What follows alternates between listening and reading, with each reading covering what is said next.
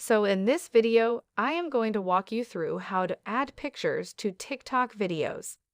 There are a handful of ways that you can do this, and I am going to show you a quick and easy way to add pictures to your TikTok. I'll put a link in the description for another way that you can do this. So without any further ado, let's get started right away. First of all, let's go ahead and open up our TikTok app over here.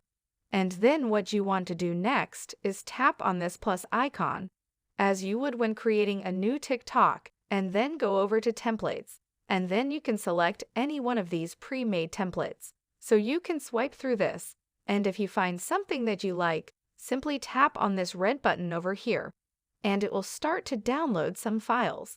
And then you can select any image from your gallery and press. Okay, it will take some time to apply the effect. And once it is done, you will see that it is a video that was created by the images that you selected. And then you can press next and post this as you would with any other TikTok. If you have any questions about all of this, please let me know in the comments below.